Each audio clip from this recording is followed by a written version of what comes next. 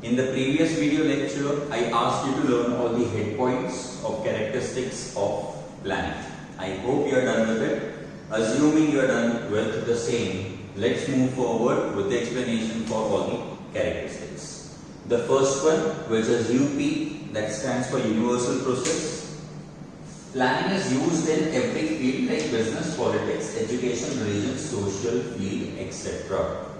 मैंने सिर्फ main points add किए हैं. आई साइमल्टेनियसली लेट यू नो और कौन से पॉइंट्स ऐड हो सकते हैं जिसके लिए लर्निंग की बिल्कुल जरूरत नहीं है. This thing will help you increase the points in your answer. मैंने एक पॉइंट लिखा है, आप उसके दो पॉइंट्स इजीली क्रिएट कर सकते हो. हाउ? Let us know. ये पॉइंट तो सिंपल है. यूनिवर्सल प्रोसेस क्यों है तो मैंने आपको बताया, because it is used everywhere, not only in business. So everywhere मतलब कहां पे? तो let it be business, politics, education, religion, social field etcetera, हर जगह पे planning is must. Second point जो मैं बोल रहा हूं, लर्निंग किए बिना आप इसमें बढ़ा सकते हो इज, इसके बाद आप सिंपली लिख सकते हो thus planning is a universal process. या तो दूसरा तरीका है, you can start off with it. जैसे you can start writing like planning is a universal process because it is used in every field like business, politics, education, religion, social field, etc. तो आपका second point जो मैं बता रहा हूं जिसमें learning की रिक्वायरमेंट नहीं है will be planning is a universal process. Starting में यूज करते हो तो बिकॉज ऐड कर देना है, लास्ट में यूज करते हो तो कुछ भी करने की जरूरत नहीं है, सिर्फ आपको लिख देना है thus planning is a universal process. Second PF means primary function. इसके लिए आपको पता होना चाहिए functions of management, that is POSDC, जिसमें P सबसे पहले आता है और P stands for planning. तो सबसे पहले आ रहा है, उससे सेल्फ एक्सप्लेनेटरी है कि प्लानिंग प्राइमरी फंक्शन है. Let us look at the content given in the text book. Management starts with P. यहाँ पे P stands for planning. Everywhere that I have used P, capital P in inverted comma, just like this one, उसको planning consider करना है. So management starts with planning. Other functions of management like other functions, planning के सिवाय के functions कौन से बचते हैं? POSDC में से planning में हटाओ तो क्या बचता है? OSDC. So OSDC, that is, आपको ये नहीं लिखना है, आपको इसको फुल फॉर्म की फॉर्म में लिखना है. जैसे other functions of management like organizing, staffing, directing and controlling are implemented on the basis of planning. दो पॉइंट्स कवर किए हमने. First point, management starts with planning, ये आपका फर्स्ट पॉइंट हुआ. सेकेंड पॉइंट आपका हो जाएगा other functions of management like organising, staffing, directing and controlling are implemented on the basis of planning. Planning के बेसिस पे ये सारे फंक्शंस कैरी आउट होंगे, तो प्लानिंग प्राइमरी फंक्शन हो गया. थर्ड पॉइंट अगेन लिखा नहीं है, सिंपल खुद लिख सकते हैं, विच इज दस planning becomes the primary function of management. Third stands for FL. FL is flexibility or flexible. In short, planning is flexible. इसका मतलब होता है जब फ्यूचर में हमें जरूरत पड़े हम हमारे खुद के बनाए हुए प्लान को थोड़ा सा चेंज कर सकते हैं. ऐसा बिल्कुल भी नहीं है कि एक बार प्लान बन गया तो उसको हम चेंज नहीं कर पाएंगे. So planning has various calculations and assumptions. Business is affected by various factors. Planning में क्या इन्वॉल्व होता है? एक तो असम्पशंस होता है और दूसरे कैलकुलेशंस होते हैं. मैंने बताया था लास्ट लेक्चर में कि प्लानिंग ऐसा नहीं बिल्कुल भी कि कंप्लीटली असम्पशंस पे, और अगर है भी तो those assumptions are also calculated. Data, information, ये सारी चीजें हम यूज करते हैं उसमें. सो कैलकुलेशंस और assumptions प्लानिंग में बहुत ज्यादा होता है. ये आपका फर्स्ट पॉइंट हुआ. सेकेंड पॉइंट इज बिजनेस जो होता है is affected by various factors. Factors like internal factors and external factors. Internal factors के एग्जांपल हो जाते हैं ऐसे कोई भी फैक्टर जो बिजनेस कंट्रोल कर सकता है.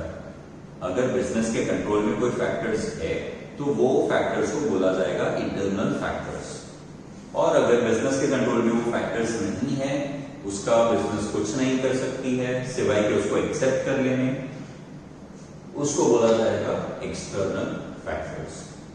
will give you simple examples of both the factors affecting business. Internal factors जो business की working को affect करते हैं, उसका एक example हो जाएगा the employees of the business. Employees जो होते हैं वो कोई भी चीज करते हैं तो वो complete control में होती है business और management के, तो उस पर control रहता है business का, ठीक है, तो वो बन जाता है internal factor affecting business. यहाँ पे हम पढ़ते हैं external factors. External factors as I said कुछ ऐसे factors होते हैं जिस पे business का control नहीं होता है, मतलब उसको accept कर लेना पड़ेगा. जैसे for example introduction of GST, Goods and Service Tax by the Central Government of India. जब गवर्नमेंट ने GST इंट्रोड्यूस किया था तो पूरा टैक्स स्ट्रक्चर चेंज हो गया, यूनिफाइड हो गया, तो बहुत सारे बिजनेस को, ऑलमोस्ट हर बिजनेस को ऑब्वियसली उससे फर्क पड़ा. कुछ बिजनेस को पॉजिटिव इंपैक्ट फेस करना पड़ा और कुछ को नेगेटिव. लेकिन पॉजिटिव हो या नेगेटिव हो, क्या कोई बिजनेस GST के इंट्रोडक्शन का कुछ कर सकती है सिवाय के एक्सेप्ट कर लेने से? नहीं. So this becomes an example. Government policies जो आती है वो एक एग्जांपल बन जाता है of external factor affecting business. तो ऐसे बहुत सारे एक्सटर्नल फैक्टर्स होते हैं जो बिजनेस की वर्किंग को कंप्लीटली अफेक्ट करते हैं और वो हमारे कंट्रोल में होते भी नहीं है. So second point is business is affected by various factors, external factors. Thus, it is important to make changes to planning as per need. अब मान लो कि आज बिजनेस ने प्लान बनाया है और 4 महीने बाद अगर गवर्नमेंट ने GST इंट्रोड्यूस किया तो हमने तो वो प्लान में इंक्लूड किया नहीं होगा, पर 4 महीने बाद वो एक नया एक ऑब्स्टेकल तो फेस करना पड़ेगा बिजनेस को. तो प्लानिंग कैसा होना चाहिए? Planning should be flexible so that future में चेंजेस के अकॉर्डिंग हम अपने प्लान को भी चेंज कर पाए. So flexibility is precondition of planning. Precondition मतलब कि प्लानिंग के पहले उसको फ्लेक्सिबल बनाना बहुत जरूरी है, वरना प्लानिंग विल डेफिनेटली फेल. अगर हम एक ऐसा प्लान बनाते हैं जिसमें कोई स्कोप ही नहीं है कि हम फ्यूचर में चेंज कर पाए, तो फ्यूचर के चेंजेस, एक्सटर्नल फैक्टर्स जो बिजनेस को अफेक्ट करते हैं, उसके साथ हम हमारे प्लान को मैच नहीं कर पाएंगे और प्लानिंग जो है वो फेल हो जाएगा. सो प्लानिंग करते टाइम, प्लानिंग करने से पहले एक्चुअली उसको फ्लेक्सिबिलिटी देना बहुत जरूरी है. Thereby flexibility is a precondition of planning, and planning is not a static function. Static का मतलब होता है opposite of flexibility, मतलब ऐसा रुका हुआ नहीं. Static का एक्चुअली मतलब होता है stationary, एक जगह पे रुका हुआ. मतलब planning is not a static function. ये एक ऐसा फंक्शन नहीं है कि एक बार हमने प्लान बनाया वो वैसा का वैसा आइडेंटिकल पूरे साल हम चलाएंगे. चेंजेस करने पड़ सकते हैं और किए जा सकते हैं, इसीलिए planning is flexible. In this content you have already enough points, so no need to add any other points. First, second, third and fourth, you have total 4 points already in this particular topic. Fourth one is PR, which stands for precise. P, that is planning, is for future matters, and in the plans are to be studied exactly. All the data and information must be exact and precise. Planning किस चीज के लिए करते हैं हम? Future के लिए. तो फ्यूचर के लिए जब हम स्टडीज करते हैं, assumptions लगाते हैं, कैलकुलेशंस करते हैं, तो उस टाइम पे all these calculations, information and data should be exact and precise. Random नहीं होना चाहिए, अप्रोक्सीमेट नहीं होना चाहिए, it should be exact and precise. Fifth is FE, forecasting is essential. Forecasting is done by considering future uncertainties. Thus, forecasting and planning are considered to be the first function of management. Planning और forecasting एक तरीके से एक ही चीज है. जिस तरीके से planning primary function है, forecasting is also essential and is also primary function of management. Planning management के लिए सबसे पहले फंक्शन करना जरूरी है. सिमिलरली प्लानिंग के लिए सबसे पहले हमें क्या करना पड़ेगा? फोरकास्टिंग करनी पड़ेगी. मैनेजमेंट के लिए पहले प्लानिंग और प्लानिंग के लिए पहले फोरकास्टिंग. इसीलिए बोला गया planning and forecasting are considered as first functions of management. Forecasting का मतलब मैंने समझाया था, रिपीट इट. फोरकास्टिंग का मतलब होता है फ्यूचर को स्टडी करने की ट्राई करना और फ्यूचर जानने की ट्राई करना. What the future beholds for us. Future में क्या चैलेंजेस आ सकते हैं, कौन सी अपॉर्चुनिटीज आ सकती है, उसको आइडेंटिफाई करके उसका यूज करना या तो उसको ओवरकम करने की ट्राई करना is forecasting. In short, assumptions. calculative assumptions.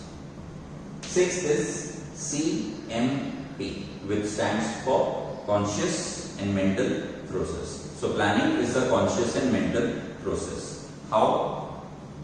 Planning is a conscious and mental process because in planning the decisions are taken consciously. Consciously मतलब aware रहते. We are in complete senses when we are taking decisions. Management जब decide करती है, plan बनाती है, तो वो completely सोच समझ के बनाती है. इसको बोला जाएगा decisions are taken consciously and on the basis of calculative assumptions. सोच समझ के तो decisions लिए ही जाते हैं, लेकिन सिर्फ खुद के observation की basis पे नहीं. Experience is important of the managers in the management of a business, but उनके experience को अगर calculations के साथ ऐड कर दिया जाए, डेटा से सपोर्ट किया जाए, इंफॉर्मेशन से बैक किया जाए, तो वो बेस्ट तरीके के प्लानिंग के साइंस है. So it includes calculative assumptions and taking decisions consciously. Thereby, it is a conscious and mental process. Seventh is GOA, that is Goa, which means it is a goal-oriented activity or goal-oriented process. आपको जो भी ठीक है. So planning is done to achieve goals. Obviously, management का काम ये है कि वो पहले goal set करती है. तो प्लानिंग करने का पर्पस क्या है कि हम एक गोल अचीव करना चाहते हैं. अगर कोई गोल ही नहीं है तो प्लानिंग का कोई क्वेश्चन ही नहीं आता है. So planning is done to achieve goals. Obviously, management decides future targets. Future में गोल क्या होगा, गोल कौन सा होगा, किस तरीके का गोल होगा, टारगेट होगा, वो सेट कौन करता है, डिसाइड कौन करता है, मैनेजमेंट. बिजनेस का मैनेजमेंट डिसाइड करता है फ्यूचर के टारगेट्स क्या होंगे. And targets are to be pragmatic. ये इंपॉर्टेंट है. This word is something new for you guys, so listen to it very carefully. Plans बनाए जाते हैं, प्लान्स के लिए मैनेजमेंट टारगेट सेट करती है फ्यूचर की. ये सब तो बहुत इजी है समझना. लेकिन while the management is deciding what the target should B, target मतलब कि गोल का जो नेचर है वो कैसा होना चाहिए. The target should be pragmatic. Pragmatic का मतलब होता है realistic and practical and achievable. Target management ऐसा सेट करे जो अचीव हो भी पाए. इतने हाई टारगेट सेट कर दिए जो इम्पॉसिबल है हमें अचीव करना, वो नहीं होना चाहिए. सो टारगेट्स का नेचर प्रेग्मेटिक होना चाहिए. फॉर एन एग्जांपल, अगर मैनेजमेंट डिसाइड करती है कि एक साल में, this is the first year of the business, first year में मैनेजमेंट ने डिसाइड कर लिया है दैट विद इन 1 ईयर वो लोग एक्सपांड करेंगे और एक और इंडस्ट्री ओपन करेंगे. Now this definitely can be a target, but not for a business जो फर्स्ट ईयर में रन कर रही है. एक और इंडस्ट्री खोलना तो टारगेट हो ही नहीं सकता है. पहला टारगेट होना चाहिए सर्वाइवल इन द मार्केट. तो अगर ये टारगेट सेट किया जाए तो पहले से ही हमें आउटकम पता है कि ये टारगेट अचीव होने ही नहीं वाला है. तो दीज टारगेट्स आर नॉट प्रेग्मेटिक.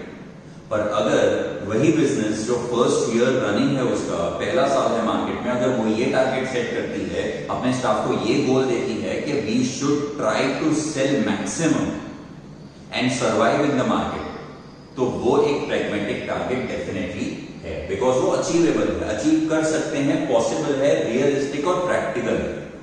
तो ऐसे टारगेट जो रियलिस्टिक और प्रैक्टिकल होते हैं, such targets are known as pragmatic targets. On the other hand, it is very important to realize that target set at the time we should be very realistic. We, in a sense, the management has to be very realistic. तो वो 1 mark के लिए आपको याद करना जरूरी है कि टारगेट्स का नेचर कैसा होना चाहिए, प्रैग्मेटिक होना चाहिए. You can not replace this word. ये वर्ड यूज करना जरूरी है, टेक्स्ट बुक में दिया है. 8th characteristic is LA, which stands for list of alternatives. List of alternatives का मतलब क्या, कि आपके पास बहुत सारे अल्टरनेटिव्स मतलब कि ऑप्शंस अवेलेबल रहेंगे. Planning includes various alternatives. Example कि अगर मुझे सेल बढ़ाना है, if a business want to increase the sales, तो वो सेल्स बढ़ाने के कितने तरीके हो सकते हैं. ऑब्वियसली कोई एक तरीका ही होगा ऐसा तो बोल नहीं सकते. एक लिस्ट ऑफ अल्टरनेटिव्स हमारे पास होगा. फॉर एन एग्जांपल, सेल बढ़ाने के लिए बिजनेस ऑप्ट कर सकती है कि हम एडवर्टाइज करें. Business can also opt for publicity. It can also opt for cost cutting. बहुत सारे ऑप्शन, ठीक है.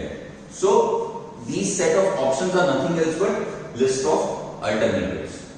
अब क्या मैं एक ही टाइम पे एक से ज्यादा alternatives यूज कर सकता हूं? नहीं. I will have to pick any one, and when I need to pick any one, obviously I'll pick the best. So next point is selection of the best method is to be done in planning. कि मेरे पास 10 methods है, 10 में से मुझे best select करनी है. Planning deals with decision making. आपको decide करना पड़ेगा कि 10 मेथड में से आप कौन सी ऑप्ट करोगे. आपके बिजनेस के टारगेट्स अचीव करने के लिए वो 10 मेथड में से कौन सी सबसे बेस्ट है. Next point is CF. CF stands for concern with future. It is very obvious. Planning हम करते अभी है, लेकिन करते फ्यूचर के लिए है. I will repeat myself. We do planning in the present time but for the future. So planning is concern with future. Very simple point. Planning is related to future uncertainties. Planning involves forecasting and assumptions. It is related with future because it evaluates future at present. अभी future को assume करते हैं कि क्या हो सकता है and makes arrangement for the same. और अगर लगता है assumption के according के future में कोई problem आ सकती है तो उसके लिए हम arrangement अभी करेंगे ताकि जब problem आए तो we are well prepared. 10th point is CP, which is continuous process. Planning is a perennial process. Word नया है, मीनिंग बहुत सिंपल है. कंटिन्यूस वर्ड का ये सिनोनिम है. पेरेनियल का मतलब होता है जो चलता रहता है, कंटिन्यू रहता है. सो प्लानिंग जो है वो कंटिन्यूस प्रोसेस है, कभी रुकेगी नहीं. क्यों नहीं रुकेगी? और कभी तो रुकने वाली होगी. It is very obvious. Everything has to end at a point of time. So when does planning end? If it is continuous, then when will it end? What is the end point for the process of planning? So it starts with the beginning of the business and continues till its end. जब तक business चलेगा तब तक उसका planning continue रहेगा. So planning तभी end होगा जब business बंद हो जाए. नहीं होगा तो planning भी continue रहेगा. 11th is DP. DP stands for decision process. इसका सिंपल मतलब यही है कि प्लानिंग में मैनेजर्स को एवरी स्टेप डिसाइड करना पड़ेगा, डिसीजंस लेने पड़ेंगे, दिमाग का यूज करना पड़ेगा, which is mental process. They have to use their decision making abilities at every step of planning process. Planning involves selection of the best alternatives. यहाँ पे हमने देखा लिस्ट ऑफ अल्टरनेटिव्स, उसमें से आपको बेस्ट डिसाइड करनी पड़ेगी. तो क्या कर रहे हो आप? डिसाइड कर रहे हो मतलब डिसीजन ले रहे हो. Out of various alternatives are considered, assumptions are made, and decisions are taken. पहले हम क्या करते हैं? सारे alternatives देखते हैं, स्टडी करते हैं, क्या क्या ऑप्शंस अवेलेबल है, उसको फ्यूचर अनसर्टेनिटीज के साथ मैच करके देखते हैं कौन सा बेस्ट हो सकता है, और सबसे बेस्ट जो होगा उसको हम डिसाइड करेंगे अप्लाई करने के लिए, इंप्लीमेंट करने के लिए. So again we started decision making. ठीक है, we in essence the management. Thus, decision making is important for planning process. Simple. So we are done with the characteristics. There are total 11 characteristics in this topic. The ones who can study and learn all, very good. But assuming you cannot learn all the 11 points, you should at least have 5 points for 5-mark question with the words unchanged. Unchange in sense the keywords जो मैंने आपको पढ़ाते time बोले वो आप change नहीं कर सकते हो. Obviously the sentence formation depends upon you. वो आप खुद की लैंग्वेज में लिख सकते हो, कोई इश्यूज नहीं. But if you are learning 5 points with the content precisely properly from the textbook, you should know other 6 points details. Head points तो सारे लर्न करने ही है. अगर आप 5 पॉइंट्स लर्न करते हो तो बाकी के 11 में से जो 6 पॉइंट्स बच जाते हैं उसका आपको आइडिया आना चाहिए, आपको पता होना चाहिए कि उसका मतलब क्या है. So that in case the topic is directly asked in the examination, like for an example, if I have learned these points and I have left these explanations, मैंने decision process for an example नहीं पढ़ा है और exam में आ गया explain how planning is a decision process, तो मुझे एटलीस्ट उसका मतलब पता होना चाहिए ताकि मैं 2 मार्क में उसके बारे में कुछ लिख पाऊं. So we will not leave anything. You should not leave anything, but understanding has to be very clear and precise. We are left with one topic for today's class, which is importance of planning. Let us quickly just discuss importance of planning.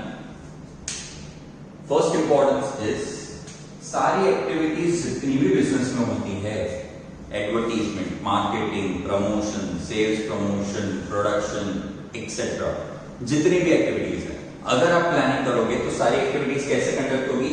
It will be done systematically. So keyword first importance में क्या है? Activities are done systematically, एक तरीके से काम होगा, because आपको पता है काम कैसे करना है, प्लानिंग में आपने डिसाइड किया है. सेकेंड इज प्लानिंग अगर करते हैं तो रिसोर्स का वेस्टेज कम होता है. बंद तो नहीं हो सकता है, थोड़ा बहुत वेस्टेज हर जगह पे होगा, that is very obvious, but without planning wastage बहुत ज्यादा होता है. प्लानिंग आपको हेल्प करता है to reduce the wastage of resource. Third is future uncertainties को रिड्यूस करता है.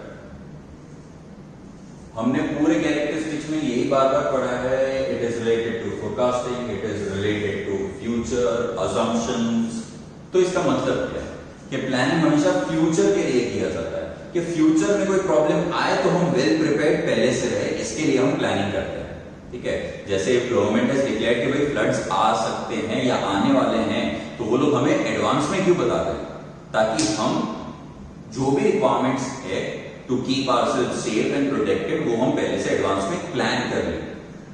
सो planning again, this example proves, is a universal process. हर जगह पे wherever you see an activity going on, वहां पे प्लानिंग होगी. So planning, coming back to the topic, क्या करता है? फ्यूचर की अनसर्टेनिटीज, फ्यूचर में क्या हो सकता है हमें पता नहीं है, फ्यूचर अनसर्टेन है, तो अनसर्टेनिटीज को रिड्यूस करने की ट्राई करता है, काफी ज्यादा हेल्प करता है to reduce the uncertainties of future. It also leads to precision. Characteristic में हमने ऑलरेडी पढ़ लिया है कि precision, it leads to precision. जो भी चीजें होगी एग्जैक्ट होगी, अजम्पशंस के बेसिस पे भी कैलकुलेटिव तरीके से होगी. Fifth is it helps in achievement of goals. Obviously again another characteristic, it is a goal oriented activity. तो उसी से इंपॉर्टेंस मिल जाती है, गोल अचीव करने में हेल्प करते हैं plan. It makes managerial functions smooth. Managerial functions मतलब क्या? POSTC, ये भी कैरेक्टरिस्टिक्स में हमने देख लिया कि दूसरे जो OSTC, organizing, staffing, directing, controlling, वो प्लानिंग के बेसिस पे होता है. Not only it is done on the basis of planning, but it also becomes very smooth. जब हम ऑर्गेनाइजिंग, स्टाफिंग, डायरेक्टिंग और कंट्रोलिंग कर रहे होंगे प्लानिंग करके, तो वो बहुत इजीली और स्मूथली हो जाएगा. तो वो दूसरे मैनेजरियल फंक्शंस को स्मूथ बना देता है planning. It increases employees cooperation. जब चीजें स्मूथली चल रही है, लोग कोऑपरेट करके काम करेंगे, कोऑर्डिनेट करके काम करेंगे और गोल्स इजीली अचीव हो जाएंगे. It also establishes effective control. Future में कौन क्या काम करने वाला है, कौन सी पोजीशन पे कौन होगा, किसका क्या काम है, कौन किसको रिपोर्ट कर रहा है, all these things are very well clarified and planned in the planning process. तो अगर आपको इतना इन डेप्थ नॉलेज ऑलरेडी है कि फ्यूचर में आपका वर्किंग कैसा होगा, तो आपका कंट्रोल बहुत अच्छा रहेगा. कंट्रोल तब प्रॉब्लम आती है कंट्रोल करने की, where you have no idea what is going on. But if you have a clear idea in the planning कि क्या होने वाला है, क्या हो रहा है, तो effective control is obvious. So it helps in making possible effective control. And the last one is it also coordinates various activities. Business में बहुत अलग अलग तरीके की एक्टिविटीज होती है, वो हर एक को कोऑर्डिनेट करना बहुत जरूरी है, मतलब साथ में लेके चलना. Planning helps in increasing that coordination between all the activities. So we are done with the characteristics, head points, explanation, 11 characteristics, explanation and importance, total 9 points. Again same 9 points से 5 कम से कम आपको आने चाहिए, if not all the 9. Hope you have understood. Thank you so much. Hey guys, did you know Yahoo, which is actually an acronym, it has a full form itself, which is yet another hierarchical officious oracle. Well, it beats BATREP.